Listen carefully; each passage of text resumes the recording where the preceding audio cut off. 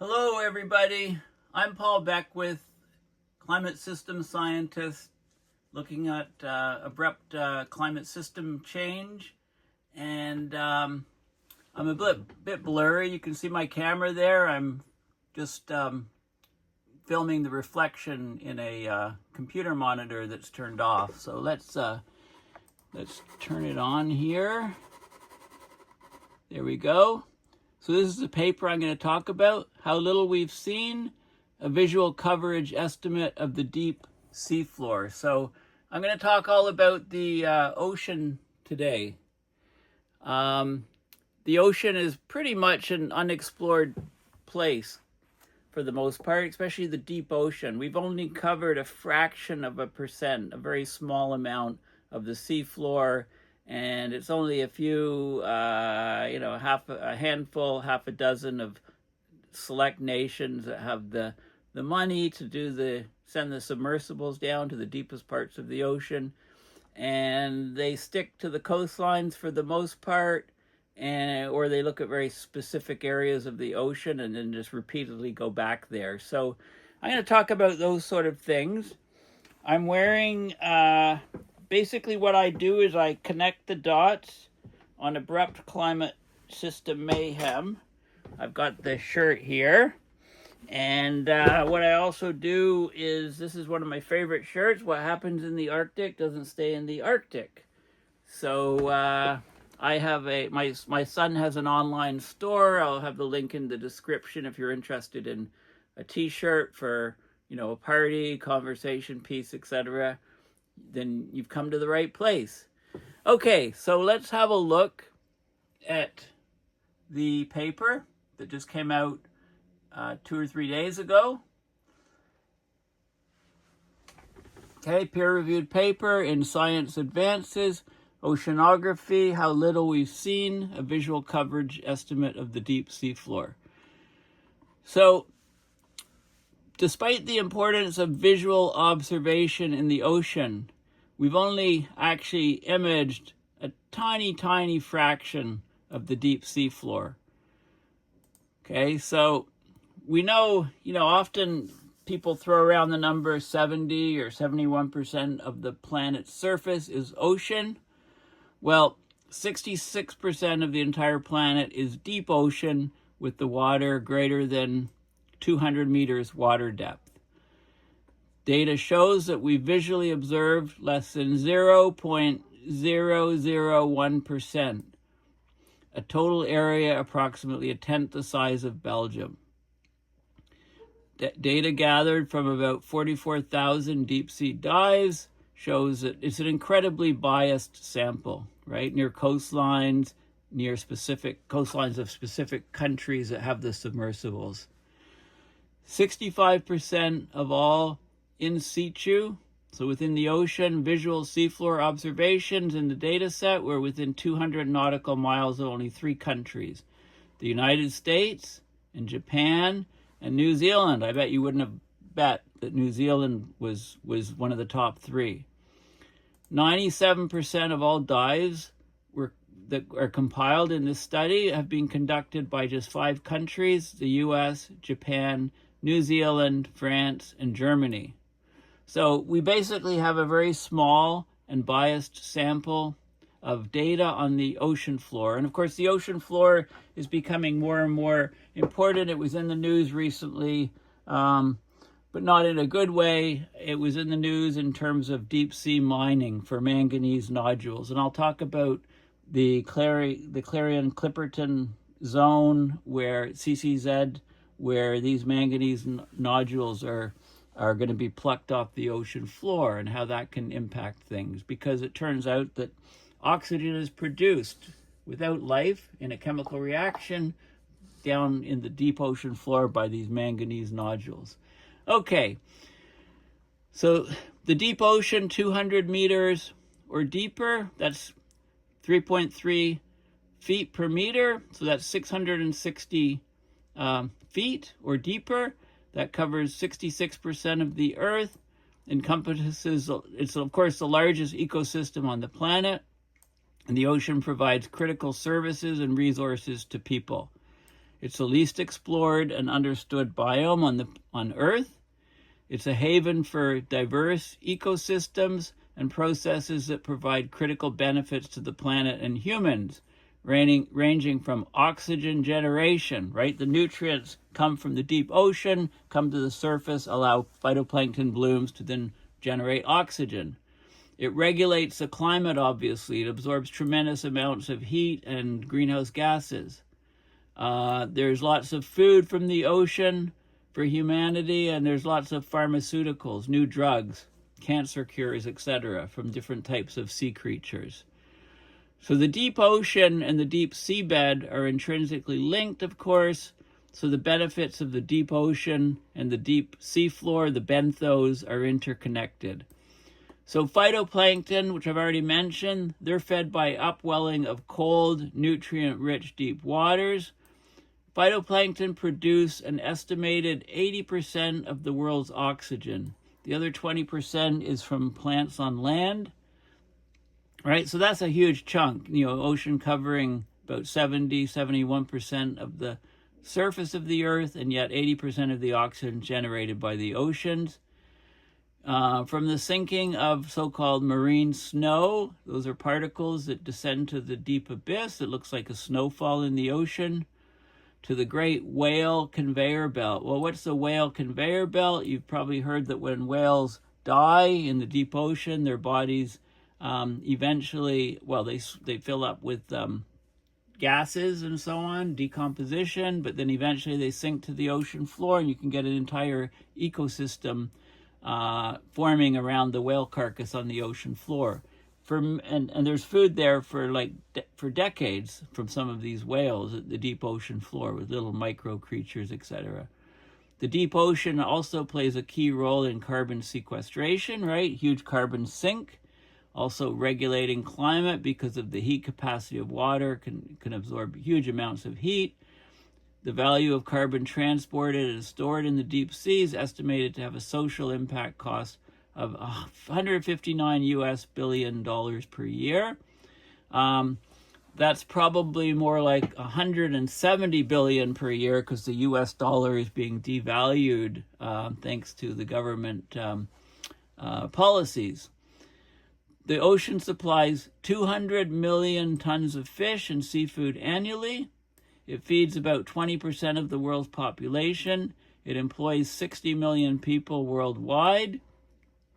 Numerous pharmaceuticals, drugs, medicines, including treatments for HIV, breast cancer, COVID-19, they're all based on chemical compounds that come from marine sponges.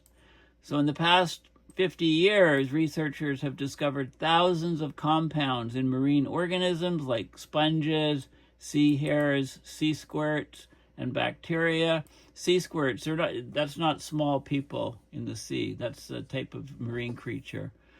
With the potential for medical use for their anti-cancer, antibacterial, antifungal, anti-inflammatory, and antiviral properties. That's a handful of antis. As exploration increases in the deep ocean, so does the potential for discoveries that will continue to benefit humanity if we last long enough to take advantage of those things. But despite the many benefits that it provides us, what do we do in turn? Well, we've been affecting the deep ocean for centuries. There's three categories. We dispose litter and chemical pollution in the oceans.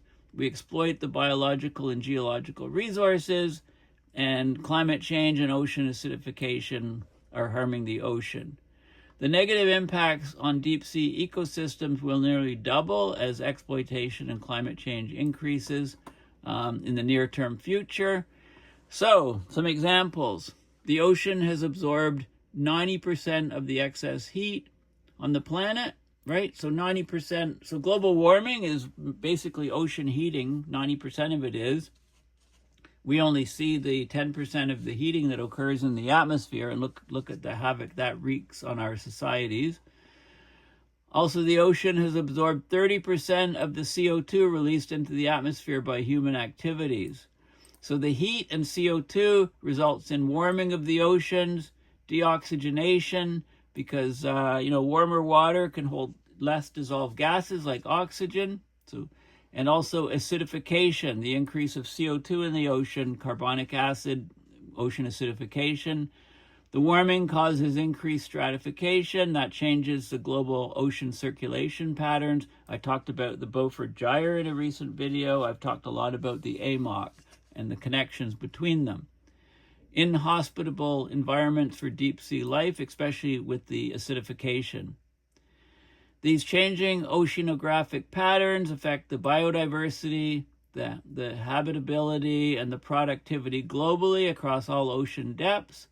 Climate change is already affecting the deep ocean. They talk about deep sea mining being a future risk, and marine carbon dioxide removal, or MCDR. They say that's got the potential to cause irreparable damage. I would argue that, carbon dioxide removal from the ocean can actually save our butts by lowering greenhouse gases in the atmosphere. So I have to disagree with that statement. It has to be looked at carefully.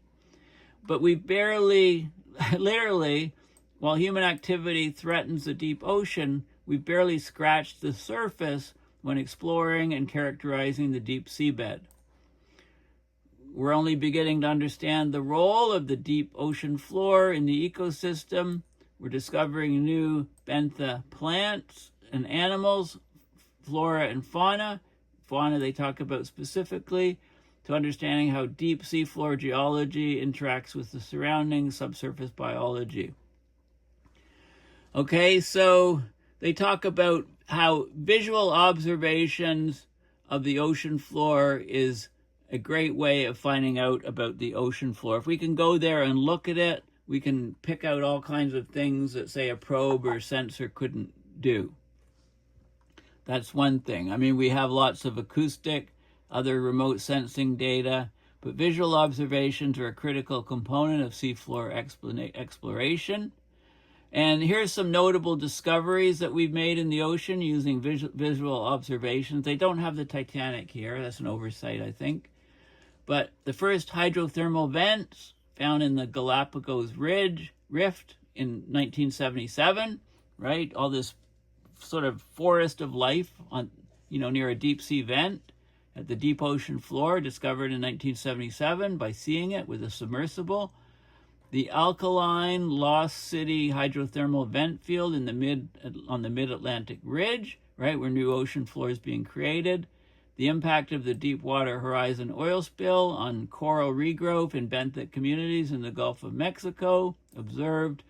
Well-preserved shipwrecks in the anoxic water, so no oxygen, of the Black Sea, no oxygen, the wood's preserved on the deep ocean floor.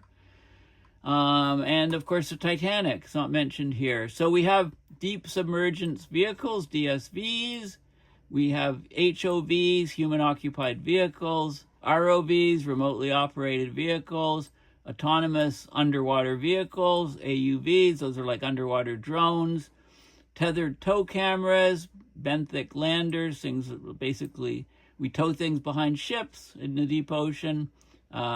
We have devices that go on the ocean floor and collect data, and so on. Okay, so there's all of these things that are going on. So they looked at 43,681 records of deep submergence activities at depths of greater than 200 meters in 120 EEZs, exclusive economic zones in the high seas, 34 marine biology or marine institutes, 14 countries carried out the expeditions.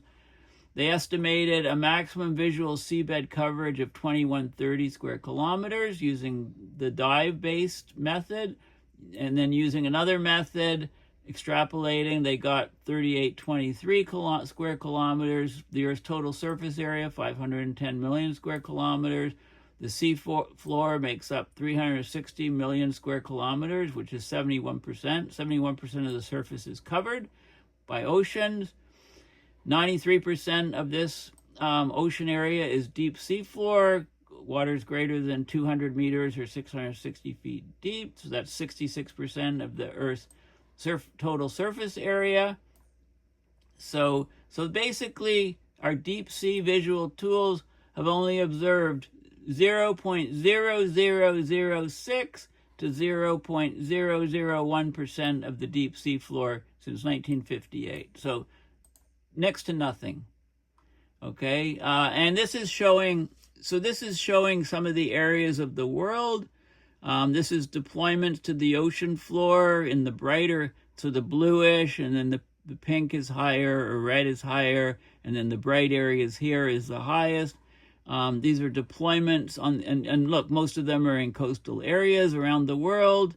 And there's certain, like marine institutes over here, Scripps Institute of Oceanography, lots of data right off the coast, within easy access from the Scripps. And there's Woods Hole Institute, up somewhere up here, and Florida Institute. So you can see the coverage, is very, very sparse. Quite a bit off Japan here.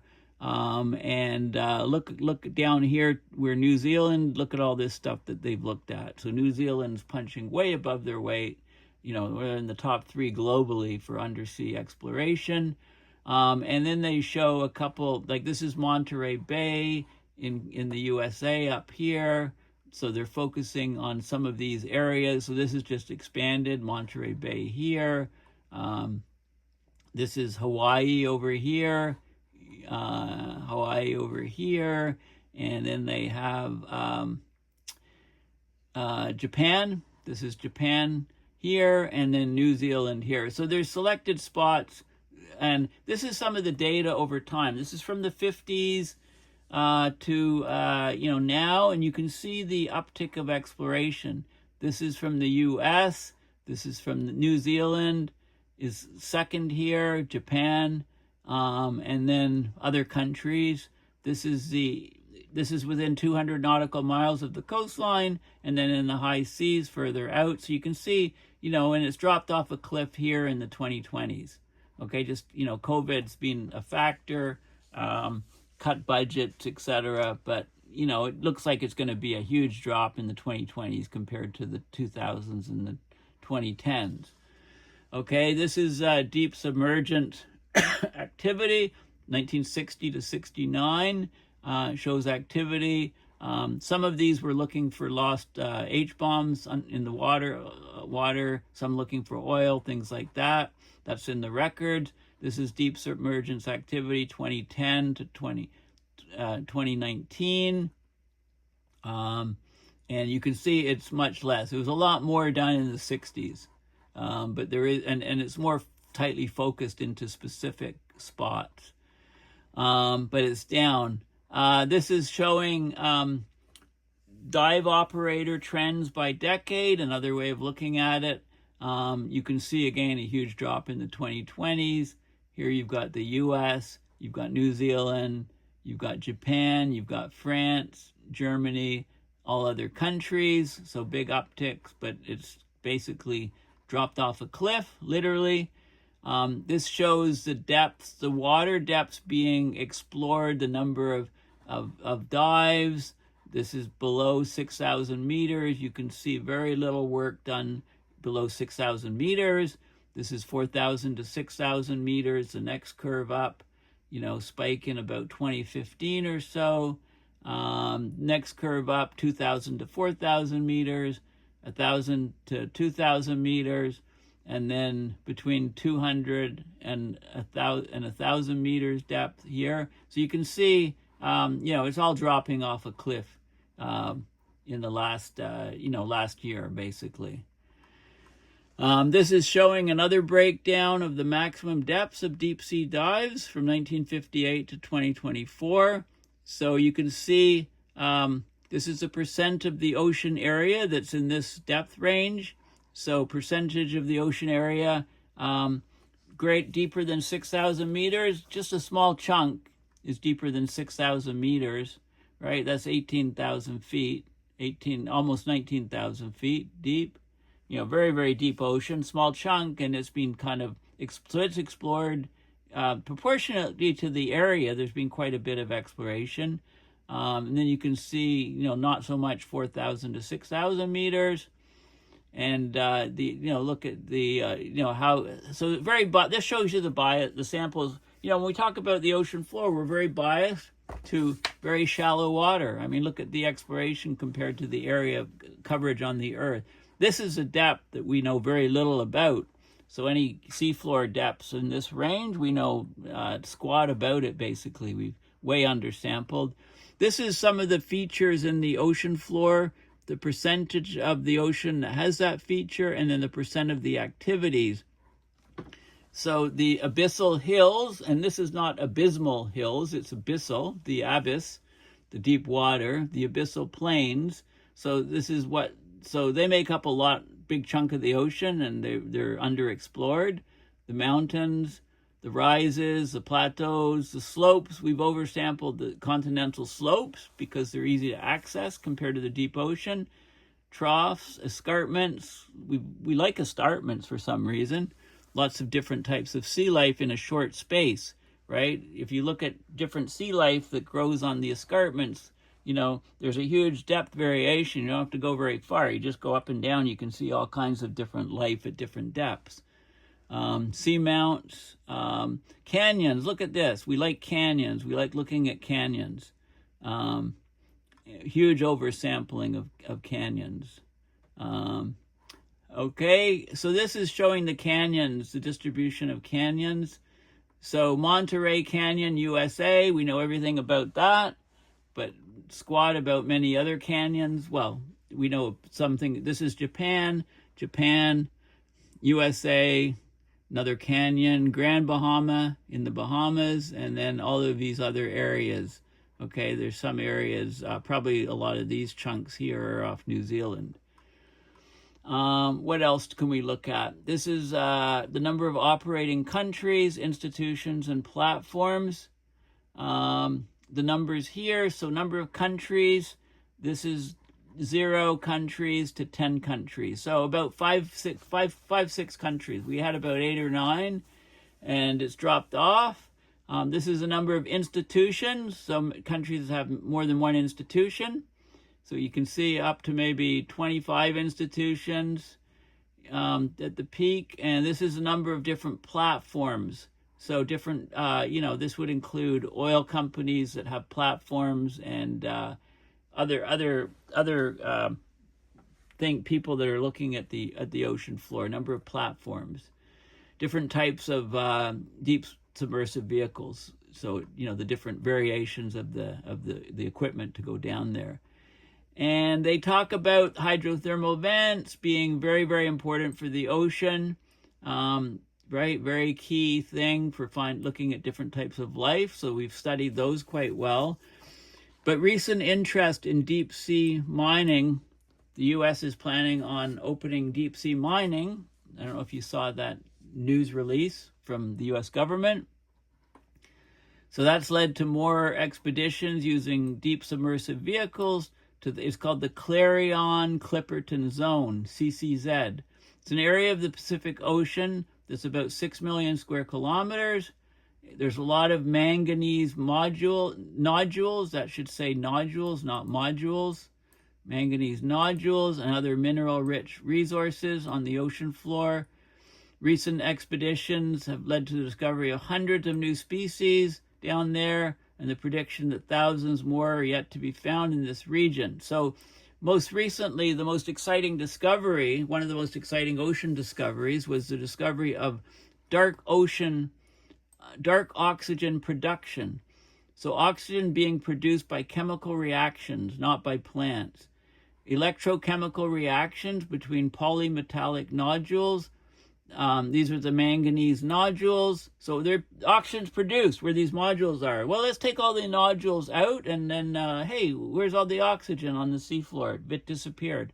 Where did all the creatures go that relied on that oxygen? Well, no longer there, because we removed these manganese nodules. And these manganese nodules that people want to mine, lots of different metals, lots of chemical reactions going on, and it can take thousands or multi-thousands of years for one decent-sized manganese nodule to form. And here we want to just pluck them off the ocean floor and think, well, we didn't know they were producing oxygen. Well, we do.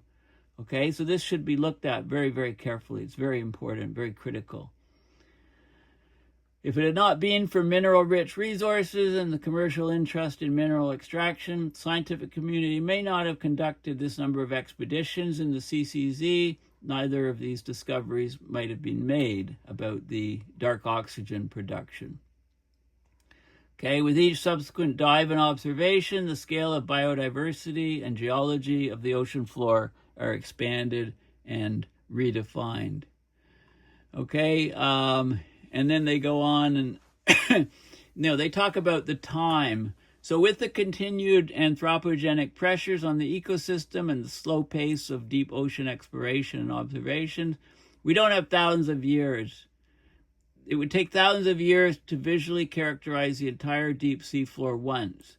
If there were an increase in observing capacity to 1,000 platforms operating worldwide, visually covering the seafloor at the current rate of 3 square kilometers per year per system, it would take more than 100,000 years to visualize the seafloor once. Okay, so we don't know tremendous amounts about the ocean, and that's not going to change anytime soon.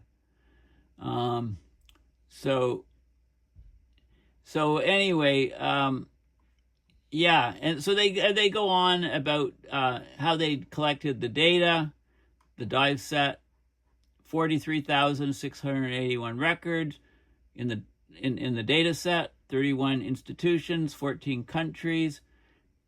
They looked at 120 EEZs in the high seas for the data collection. They used deep sea vehicles, remotely operated vehicles, underwater drones, human-occupied vehicles, camera sled tows, benthic landers, and the metadata includes things like longitude coordinates, the maximum depth, date of observation, the operating institution and country, the platform name, and the type of equipment. Okay, so and then they give these are some of the vehicles that were used. So Alvin, for example, the operator, Woods Hole Oceanographic Institute, and this is NOAA, Deep Discoverer, Hercules, Jason 2, Sebastian, DTES. These are some of the different HOVs, ROVs, towed arrays, number of dives, etc. So they have some information on the data collection, and here's the different vehicles, and the bottom, so Alvin's been operating 55 years. 4,817 dives, on the bottom for almost 24,000 hours, covering 332 square kilometers, about 6 per year.